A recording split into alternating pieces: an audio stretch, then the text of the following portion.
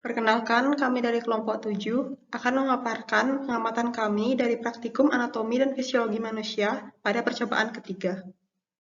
Perkenalkan, nama saya Made Ayu Amelia Dewita Saraswati, NPM 031. Di sini saya akan menjelaskan tentang pengertian homeostasis. Homeostasis adalah proses dan mekanisme otomatis yang dilakukan makhluk hidup untuk mempertahankan kondisi konstan agar tubuhnya dapat berfungsi dengan normal, meskipun terjadi perubahan pada lingkungan di dalam atau di luar tubuh. Faktor yang mempengaruhi homeostasis. Yang pertama ada pH, karena harus ada keseimbangan di antara asupan maupun produksi ion hidrogen, serta pembuangan ion hidrogen dari dalam tubuh yang dinyatakan dengan satuan pH. Sementara tingkat kenormalan pH sendiri bisa sangat bervariasi. Hal tersebut tergantung pada letak serta fungsinya di dalam tubuh. Yang kedua ada suhu. Sistem termoregulasi bertugas untuk menyeimbangkan perolehan panas dengan cara melepaskan panas untuk mengatur suhu tubuh. Yang ketiga ada urea. Jika lebih banyak kandungan ion hidrogennya yang disekresikan di ginjal dibanding dengan ion bikarbonat, maka yang disaring akan kehilangan lebih banyak asam dari cairan ekstraseluler. Ada baiknya jika lebih banyak ion bikarbonat yang disaring dibandingkan dengan hidrogen, karena bisa mengakibatkan kehilangan basa pada saat ginjal mengeluarkan urin dari dalam tubuh. Perkenalkan, nama saya Niko Manganisha Prasya Dewi, nomor NPM 021. Di sini saya akan menjelaskan faktor yang mempengaruhi suhu tubuh. Yang pertama, kecepatan metabolisme basal, yaitu jumlah kalori yang dibakar tubuh agar tetap hidup. Yang kedua, rangsangan saraf simpatis, yaitu rangsangan saraf simpatis yang dapat menyebabkan kecepatan metabolisme menjadi 100% lebih cepat. Yang ketiga, hormon, yaitu hormon pertumbuhan yang dapat menyebabkan peningkatan kecepatan metabolisme sebesar 15-20%.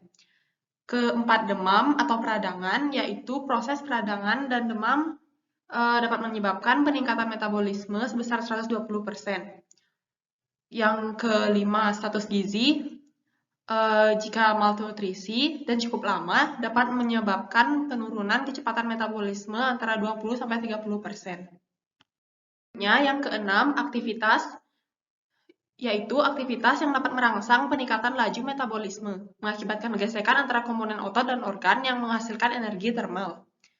Yang ketujuh, gangguan organ, yaitu kerusakan organ seperti trauma atau keganasan pada hipotalamus yang menyebabkan mekanisme regulasi suhu tubuh mengalami gangguan. Yang kedelapan, yaitu hormon tiroid, dengan fungsi tiroksin adalah meningkatkan aktivitas hampir semua reaksi kimia dalam tubuh. Yang kesembilan adalah hormon kelamin, yaitu hormon kelamin pria dapat meningkatkan kecepatan metabolisme basal kira-kira 10-15% kecepatan normal. Sedangkan pada perempuan, fluktuasi suhu lebih bervariasi karena pengeluaran hormon progesteron pada masa ovulasi. Yang ke-10, lingkungan. Pada saat suhu tubuh mengalami pertukaran dengan lingkungan, artinya panas tubuh dapat hilang atau berkurang akibat lingkungan.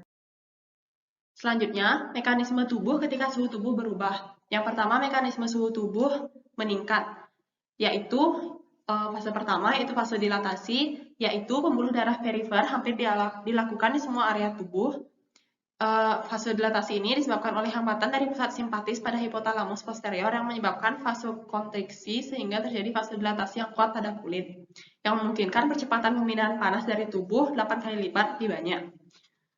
Selanjutnya, terjadi keringat, dan selanjutnya terjadinya penurunan pembentukan panas. Kemudian mekanisme tubuh ketika suhu tubuh menurun, yang pertama vasokonstriksi kulit di seluruh tubuh, yaitu pembuluh darah mengurangi aliran darah ke kulit dan ekstremitas, sehingga kompensasi produksi panas distimulasi melalui kontraksi otot volunter dan getaran pada otot. Bila vasokonstriksi tidak efektif dalam mencegah tambahan pengeluaran panas, tubuh mulai menggigil. Kemudian terjadi piloereksi, yaitu berdirinya bulu, dan terakhir terjadinya peningkatan pembentukan panas. Perkenalkan, nama saya Gusti Ayudian Sawitri, NPM 018. Di sini saya akan menjelaskan contoh dari homeostasis. Contoh dari homeostasis yang pertama adalah apabila cuaca panas, sistem kulit akan merespon dengan mengeluarkan peluh melewati kelenjar keringat pada epidermis kulit untuk mencegah suhu darahnya meningkat. Pembuluh darah akan mengembang untuk mengeluarkan panas ke sekitarnya. Hal ini juga menyebabkan kulit yang berwarna merah.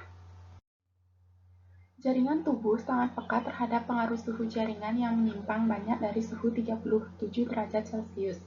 Oleh karena itulah, tubuh berusaha mempertahankan suhu tubuhnya meskipun suhu lingkungan banyak berubah.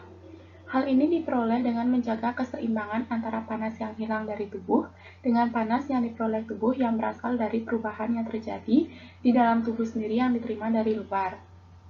Pembuangan panas terutama lewat kulit dan saluran pernapasan, yang apabila terdapat kelebihan, maka panas di kulit akan terbuang. Ini dapat berlangsung dengan penghantar langsung oleh jaringan-jaringan tubuh maupun bahan cair atau fluida yang ada di dalamnya, di samping yang utama yaitu diangkut oleh aliran darah. Contoh homeostasis yang kedua adalah apabila kadar glukosa dalam darah telah habis atau berkurang dari banyak tertentu, hati akan dirangsang oleh insulin untuk mengubah glikogen dijadikan glukosa supaya dapat digunakan sebagai tenaga untuk kontraksi otot. Karbohidrat merupakan sumber utama glukosa yang dapat diterima dalam bentuk makanan oleh tubuh yang kemudian akan dibentuk menjadi glukosa. Karbohidrat yang dicerna tersebut nantinya akan membentuk residu glukosa, galaktosa, dan fruktosa yang akan dilepas di intestinum. Ketika kadar glukosa makanan dalam tubuh berada dalam jumlah terbatas, maka tubuh akan beralih pada sumber dan proses alternatif yang lain. Proses mekanisme homeostasis merupakan salah satu mekanisme kerja hati. Jaringan ekstrak hepatik serta beberapa hormon turut mengambil bagian. Di samping pengaruh langsung dari hiperglikemia, hormon insulin juga memiliki peran dalam mengatur konsentrasi glukosa darah yang berguna untuk menjamin kecukupan glukosa bagi seluruh jaringan dan organ. Insulin dihasilkan dan dilepas oleh sel-sel beta pankreas. Selain insulin, ada juga hormon glukagon yang dilepaskan oleh sel-sel alfa pankreas yang juga terlibat dalam pengaturan kadar glukosa darah. Glukagon berperan penting dalam mencegah hipoglikemia serta juga berperan pada proses-proses yang terjadi di hati. Selanjutnya, di sini saya akan menjelaskan percobaan homeostasis pada anggota kelompok. Alat dan bahan yang diperlukan adalah termometer, stopwatch, dan alat tulis.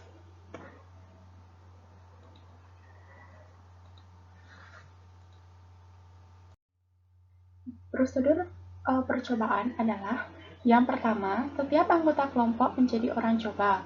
Kedua, mengukur suhu awal dari orang coba. Ketiga, mengukur frekuensi nadi per menit sebagai frekuensi nadi awal. Yang keempat, mengukur frekuensi respirasi, yaitu inspirasi atau ekspirasi per menit.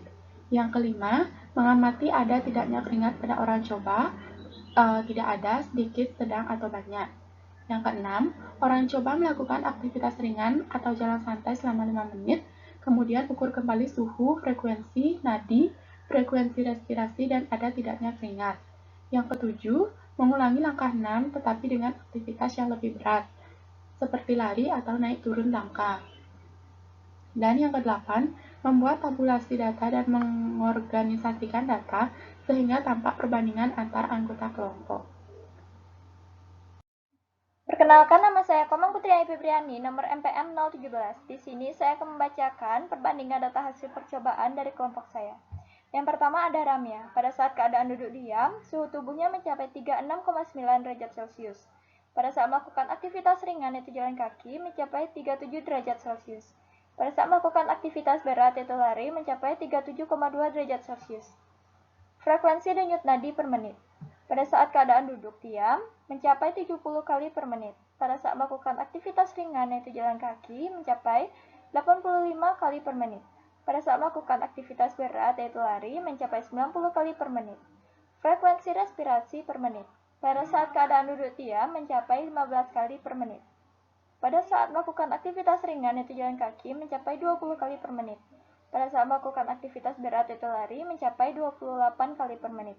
Di mana pada saat keadaan duduk diam tidak menghasilkan keringat, pada saat melakukan aktivitas ringan yaitu jalan kaki menghasilkan sedikit keringat, pada saat melakukan aktivitas berat atau lari menghasilkan sedikit keringat. Dilanjutkan pada Putri Anggi. Pada keadaan duduk diam, suhu tubuhnya mencapai 35,7 derajat Celcius. Pada saat melakukan aktivitas ringan yaitu jalan kaki mencapai 35,9 derajat Celcius. Pada saat melakukan aktivitas berat yaitu lari mencapai 36,5 derajat Celcius. Frekuensi denyut nadi per menit. Pada keadaan duduk diam mencapai 84 kali per menit. Pada saat melakukan aktivitas ringan yaitu jalan kaki mencapai 96 kali per menit. Pada saat melakukan aktivitas berat yaitu lari mencapai 138 kali per menit. Frekuensi respirasi per menit. Pada keadaan duduk diam mencapai 13 kali per menit. Pada saat melakukan aktivitas ringan yaitu jalan kaki mencapai 18 kali per menit.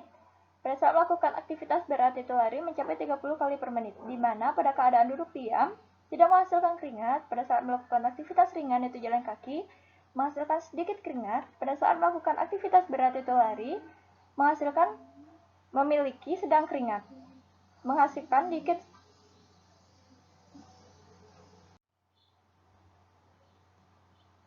Perkenalkan, nama saya Nilu Puturami Anggreni dengan NPM ekor 009. Saya dari kelas 1A. Di sini saya akan menjelaskan mengenai pembahasan. Mengapa suhu tubuh setiap orang itu berbeda? Karena dipengaruhi oleh beberapa faktor. Yang pertama, faktor lingkungan dan tingkat kelembaban udara. Semakin tinggi suhu udara, maka semakin tinggi pula tingkat kelembaban udara di sekitar.